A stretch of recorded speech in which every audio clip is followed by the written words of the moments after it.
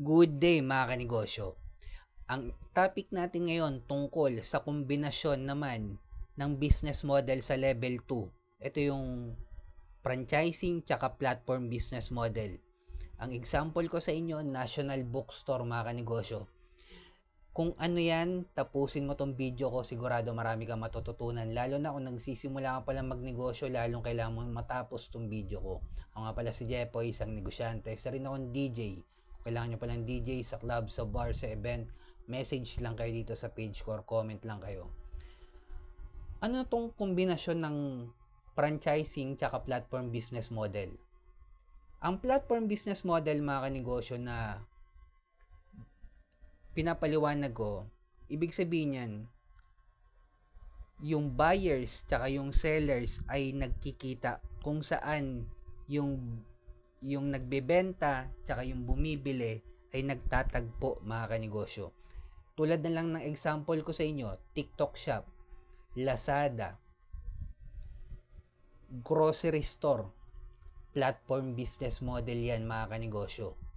Ito yung babagsakan muna yung National Bookstore ng mga supplier nila ng mga bond paper, ng iba-ibang supplier yan.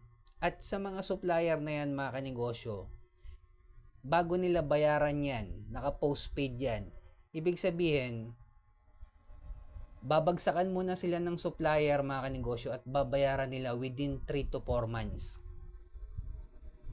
Parang grocery store din yan. Pero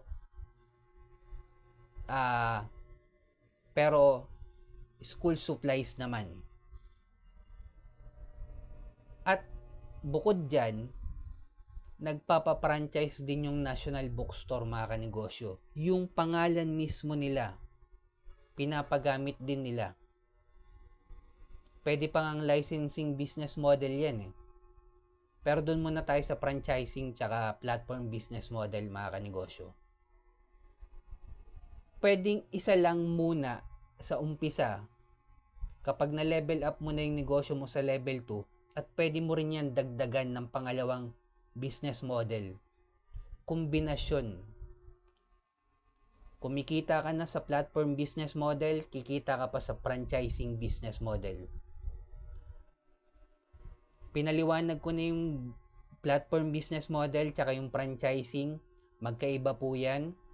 Kung paano kumikita sa franchising, ipapa-franchise mo yung negosyo mo, hindi ka nakikita sa pagbebenta ng bond paper per se, kikita ka na sa franchising fee na magpa-franchise sa'yo. Sa platform business model naman, cash flow. Panalo ka dito mga kanegosyo sa cash. Kasi babagsakan ka muna ni supplier, yung binagsak ni supplier na mga bond paper, mga notebook, babayaran mo pa yan 3 to 4 months. At pwede mong magamit yung pera sa loob ng 3 buwan. Pwede mong ipambayad ng empleyado yan, pwede mong ipambayad ng renta, pwede mong ipambayad ng kuryente, tubig, pwede mong gamitin sa mabilis na pagpapaikot ng pera para kang umutang sa bangko na walang interest sa loob ng 3 buwan mga kanegosyo. Bago ka magbayad kay supplier. Ganyan gumagana ang platform business model at franchising business model mga kanegosyo. Kaya huwag kayong malito mga kanegosyo, may mga kombinasyon din silang ginagamit yung mga malalaking kumpanya tulad na lang ng SM, gumagamit ng licensing, gumagamit din ng franchising. Di natin alam yung SM dito sa Rosario, is franchise lang yan, tsaka sa Tansa, Cavite, franchise din yan. Kumbaga, ang ginamit lang yung pangalan ni SM mga kanegosyo.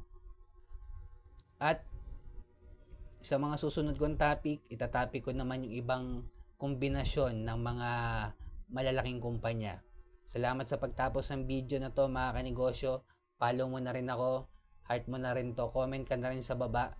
At sa mga negosyanteng nakakaranas ng pagkalugi or struggle ngayon, may crisis, huwag natin kalimutan mag-pray kahit anong religion natin.